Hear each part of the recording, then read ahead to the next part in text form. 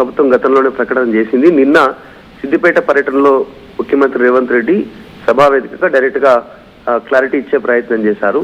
ఇది ఒక ట్వీట్ కూడా చేశారు ఆయన మొదటిసారి చాలా రోజుల తర్వాత ట్వీట్ చేస్తూ దాంట్లో ఒక పెద్దన్నగా బాధ్యత తీసుకుంటున్నారు రైతులకు అన్నగా అనేటువంటి స్టేట్మెంట్ కూడా చేశారు. మొదటి విడత కింద నిన్న 6,000 రూపాయల చొప్పున ఒక్కొక్కరికి ఎకరాకి మొదటి ఒక ఎకరం ఉన్నటువంటి రైతులకు నిన్న మొదటి కింద వాళ్ళకి క్లారిటీ వాళ్ళకి అకౌంట్ లో జమ చేసేలా చేశారు. నిన్న సండే ఉన్నందుకు ఈరోజు జమ కానున్నాయి. మొత్తం 3,600 కోట్లు రైతుల ఖాతాల్లో జమ అయిపోయాయి.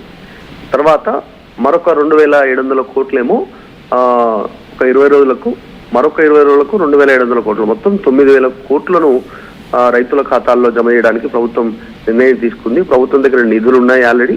కాకపోతే మొదటి విడత కింద 1 ఎకరం ఉన్నటువంటి వారికి ఈరోజు రైతుల ఖాతాలో జమ కానున్నాయి. ఆయన కాకపోతే ప్రతిపక్షాల నుంచి విమర్శలు ఉన్నాయి గతం నుంచి మొదటి నుంచి కూడా. రైతు పెట్టుబడి సహాయం అనేటువంటిది పంటకు ఎగ్జాక్ట్లీ పంట వేసే ముందు ఇవ్వాల్సినటువంటిది ఆల్రెడీ పంట వేశారు. ఇప్పుడు కోతకు వచ్చినటువంటి పరిస్థితి ఈ సమయంలో ఇస్తే దాన్ని పెట్టుబడి సహాయం ఎలా అంటారు అనేటువంటిది వాళ్ళు క్వశ్చన్ చేస్తా ఉన్నారు. అయినప్పటికీ కూడా మొత్తం 70 లక్షల మంది రైతులకు 9,000 కోట్ల రైతు భరోసా నిధులను ప్రభుత్వం డైరెక్ట్ గా రైతు ఖాతాల్లో జమ చేయడానికి ప్రభుత్వం నిర్ణయం తీసుకుంది. ఇది మొత్తం 3 విడతల్లో జమ కానున్నాయి. రైట్ మధు, దీనికి ఎవరెవరే ఎలిజిబుల్? గతంలో మనం చూసాం, ఇటు రియల్ ఎస్టేట్కి కావచ్చు, వెంచర్స్ ఉన్న వాళ్ళు కావచ్చు, అలాగే బంజారా భూమి కావచ్చు, ఇలాంటి వాళ్ళకి ఇవ్వమంటూ ఎలిజిబిలిటీ క్రైటీరియాని ముందుకు తీసుకొచ్చే ప్రయత్నం చేశారు. ఈసారి దీనికి ఎలిజిబిలిటీ పరంగా ఏమన్నా అంశాలు ఉన్నాయా? అంటే గతంలో కాంగ్రెస్ అధికారంలోకి రాగానే దీన్ని తెరపైకి తీసుకొచ్చారు. ఈ రైతు బంధు కింద పెట్టుబడి సహాయం ఏమవుతుందో దాన్ని స్ట్రీమ్ లైన్ లోకి తీసుకొస్తాము. నిజంగా రైతులు ఎవరైతే సాగు చేస్తా ఉన్నారో సాగు భూములకు మాత్రమే పెట్టుబడి సహాయం అందజేస్తాం అనేటువంటి స్టేట్మెంట్ గతంలో ప్రభుత్వం చేసిన మాట వాస్తవం. ఈ మధ్య కాలంలో రీసెంట్ గా శాటిలైట్ సర్వే చేశారు. శాటిలైట్ సర్వే రిపోర్ట్ ఆధారంగా కేవలం సాగు భూములకు మాత్రమే వారు ఎంత సాగు చేస్తారో అన్ని ఆ భూములకు మాత్రమే రైతు భరోసా నిధులు కేటాయించాలనేటువంటి ప్రభుత్వం నిర్ణయం తీసుకుంది. దాదాపు దానికి సంబంధించిన ప్రక్రియ అంతా పూర్తయింది. కానీ చివరి క్షణంలో ఏదో ఒక ఎన్నిక రూపంలో ఏదో ఒక రూపంలో ముందుకు రావడంతో రాష్ట్రంలో దాన్ని విరమించుకున్నట్టుగా ప్రభుత్వం కాస్త బ్యాక్ స్టెప్ వేసినట్టుగా చర్చ జరిగింది. మనం చూసాం గతంలో జనరల్ ఎలక్షన్స్ అయిపోయిన వెంటనే పార్లమెంట్ కానీ, తర్వాత కంటోన్మెంట్ ఉప ఎన్నిక, జూబ్లీహిల్స్ ఈ మధ్య కాలంలో మరొక ఉప ఎన్నిక, తర్వాత సర్పంచ్ ఎన్నికలు అయిపోయాయి. నెక్స్ట్ జెడ్పీటీసీ, ఎంపీటీసీ, జిహెచ్ఎంసీ ఎన్నికలు ఉండేటువంటి అవకాశం ఉంది. ఇప్పట్లో ప్రయోగం చేసేటువంటి అవకాశం ఉండకపోవచ్చు. అందులో భాగంగానే బ్యాక్ స్టెప్ వేసింది అనేటువంటి చర్చ కూడా ఉంది. శాటిలైట్ సర్వే ద్వారా కేవలం ఇప్పుడు ఎగ్జాంపుల్ 10 ఎకరాల భూమి ఉండి అందులో కేవలం 2 నుంచి 3, 4 ఎకరాలు, 5 ఎకరాలు సాగు చేస్తే ఆ 4-5 ఎకరాలకు మాత్రమే పెట్టుబడి సహాయం అందించాలి. సాగు చేయని భూమికి పెట్టుబడి సహాయం ఇవ్వద్దు అనేటువంటి ప్రభుత్వం నిర్ణయం తీసుకుంది. తర్వాత గతంలో రియల్ ఎస్టేట్ భూములకి ప్లాట్లుగా అమ్ముడుపోయినటువంటి వాటికి కానీ, గుట్టలు, చెలకలు, బీడు భూములు ఏవైతున్నాయో వాటికి సంబంధించినటువంటి విషయంలో కూడా కాస్త నిర్ణయం తీసుకుందాం అనుకున్నారు. కానీ చివరికి యథావిధిగా గతంలో బీఆర్ఎస్ హయాంలో ఏ రకంగా అయితే పెట్టుబడి సాయం అందించారో అదేవిధంగా కంటిన్యూ చేసే ప్రయత్నం అయితే చేస్తారు. ఈసారికి ఫ్యూచర్ లో ఎన్నికలు అయిపోయిన తర్వాత మాత్రం దీన్ని స్ట్రీమ్లైన్ చేయడానికి ప్రభుత్వం సిద్ధంగా అయితే ఉంది. కాకపోతే నిన్న ముఖ్యమంత్రి స్టేట్మెంట్ చేశారు, రైతులకు అన్నగా ఈ నిర్ణయం తీసుకుంటున్నారు, రైతు ప్రభుత్వం కింద మాది ఖచ్చితంగా పనిచేస్తున్నటువంటి స్టేట్మెంట్ అయితే చేశారు.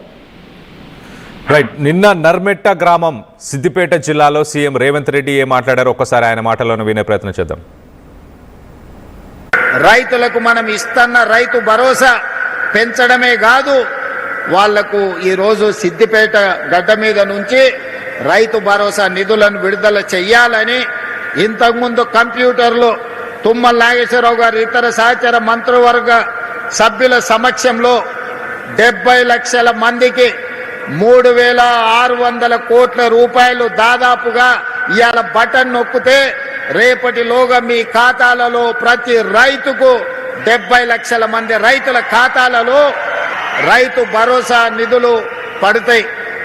అదేవిధంగా ఇంకా మిగిలిన 5,400 కోట్ల రూపాయలు 20 రోజుల్లో ఇంకొక 2,700 కోట్లు, అక్కడి నుంచి ఇంకొక 20 రోజుల్లో ఇంకో 2,700 కోట్లు, దాదాపుగా ఇవాళ మార్చి 22 తారీఖు నాడు మనం ఉన్నాం. 45 రోజుల్లో 9,000 కోట్ల రూపాయల రైతు భరోసా 70 లక్షల రైతుల ఖాతాలలో వేసి రైతుల కళ్ళల్లో ఆనందం చూడాలి. ఈ ప్రగతి ప్రణాళికలో రైతుల సంక్షేమం కోసం పనిచేయాలని మా ప్రభుత్వం దీక్ష భూని ఈనాడు సిద్దిపేట జిల్లాకు వచ్చి ఈ కార్యక్రమాన్ని ప్రారంభించుకున్నాం.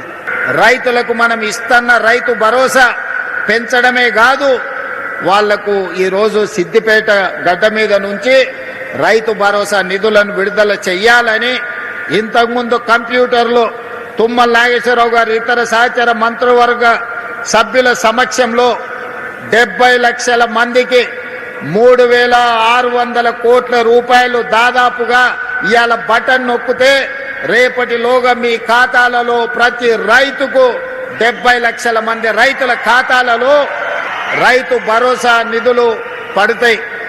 అదేవిధంగా ఇంకా మిగిలిన 5,400 కోట్ల రూపాయలు 20 రోజుల్లో ఇంకొక 2,700 కోట్లు, అక్కడి నుంచి ఇంకొక 20 రోజుల్లో ఇంకో 2,700 కోట్లు, దాదాపుగా ఇవాళ మార్చి 22 తారీఖు నాడు మనం ఉన్నాం.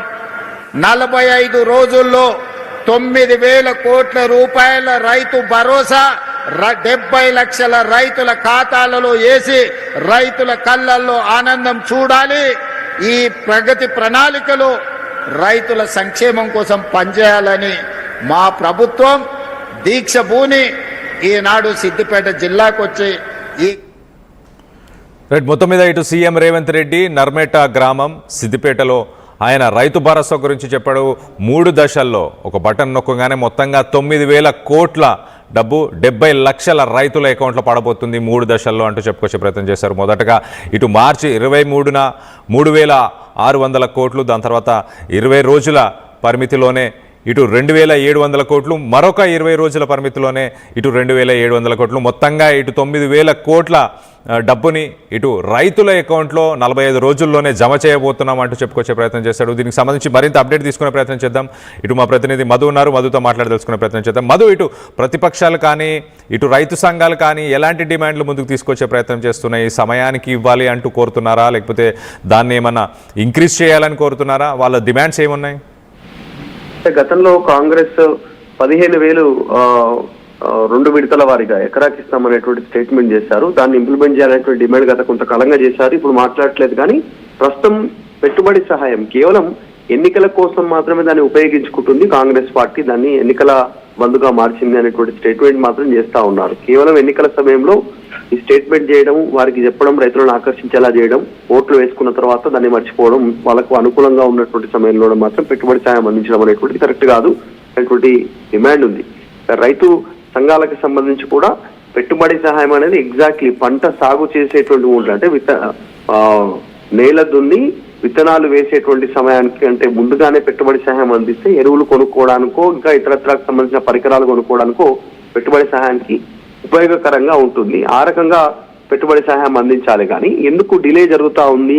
పెట్టుబడి సహాయం అంటే పంట వేసి చేతికి వచ్చిన తర్వాత ఇచ్చేది పెట్టుబడి సహాయం కింద దాన్ని ఎట్లా చూడాల్సి ఉంటుంది? అది కాదు కదా అనేటువంటి దీని పూర్తి స్థాయిలో దీనికి సంబంధించినటువంటి దాని పర్యవసానమే మారిపోతా ఉంది. అట్లా ఉండొద్దు అనేటువంటి డిమాండ్ ఉన్నాయి. కానీ ప్రభుత్వం ఏమో నిధులు లేనటువంటి సిచ్యువేషన్ ఉంది. చాలా సందర్భాల్లో చెప్తా ఉంది ప్రభుత్వం ప్రస్తుతం నిధులు సమకూర్చుకోవాలనేటువంటి సిచ్యువేషన్ లో ఈ 9,000 కోట్లను కూడా సమకూర్చుకోవడానికి వివిధ మార్గాల ద్వారా వాటిని సమకూర్చుకున్నటువంటి సిచ్యువేషన్. అనుకున్నట్టుగానే మేము ఇస్తున్నామనేటువంటి ప్రభుత్వ వెర్షన్ ఉన్నప్పటికీ ప్రతిపక్షాల నుంచి రైతు సంఘాల నుంచి ఒక డిమాండ్ అయితే ఉంది. టైంకు పెట్టుబడి సహాయం అందజేయాలి అనేటువంటి డిమాండ్ తెరపైకి తెస్తా ఉన్నారు. దీనిపైన ప్రభుత్వం నుంచి క్లారిటీ లేదు. ఫ్యూచర్ లో మాత్రం దీన్ని స్ట్రీమ్ లైన్ చేసే ఉద్దేశంతో ప్రభుత్వం ఉన్నట్టుగా చాలా స్పష్టంగా కనిపిస్తా ఉంది. అంటే కేవలం సాగు భూములకు మాత్రమే పెట్టుబడి సహాయం అందించాలనేటువంటి ఒక ఉద్దేశంతో ప్రభుత్వం ఉంది. అది ఎప్పటి నుంచి ఇంప్లిమెంటేషన్ అవుతుంది అనేటువంటిది ఈ ఫ్యూచర్ లో తేలే అవకాశం ఉంది. Right Madhu, thanks for the latest update. మొత్తం మీద ఈసారి రైతులకు